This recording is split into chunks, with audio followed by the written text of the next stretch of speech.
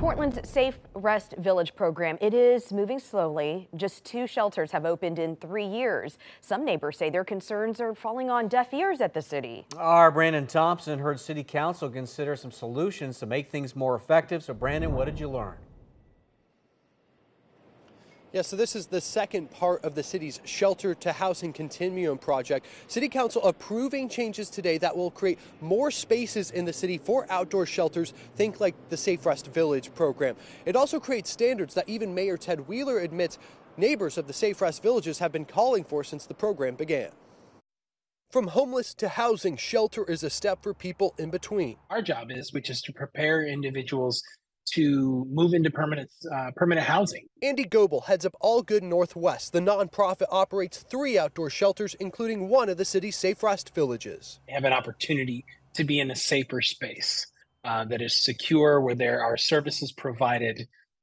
That's hugely beneficial to folks who are living on the streets. The Safe Rest Village program has struggled with just 2 outdoor shelters open so far. Commissioner Dan Ryan has led the program and says operators have hit roadblocks with the city's zoning as it stands right now. Specifically, a 25-foot setback in residential areas that's now reduced to 5 feet. These changes we're making are really a big deal, especially the 25 to 5 feet. I can't tell you how many times that was making the design almost nearly impossible. Now more areas will be open to outdoor shelters, and it creates consistent standards for how those shelters operate. The shelters opened under an emergency declaration, a declaration Portland has been under since 2015. Frankly, under an emergency declaration right now, we can pretty much do whatever we want. Yeah. The current emergency is set to expire in 2025. The changes made today create standards for how outdoor shelters can operate now and after the emergency, like how tall structures can be in a shelter, where they are located, and how RVs and group living situations are handled on those sites.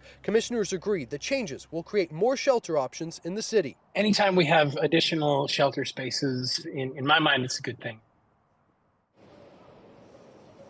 So this all comes as the city and mayor's office works to stand up the larger sanctioned campsites that City Council approved late last year. I asked the mayor's office, they tell me that these changes are not directly related to that program, but they do expect an announcement on the first several sites to come, quote unquote, very soon. We'll keep you updated on that. Reporting live at City Hall, Brandon Thompson, KOIN 6 News.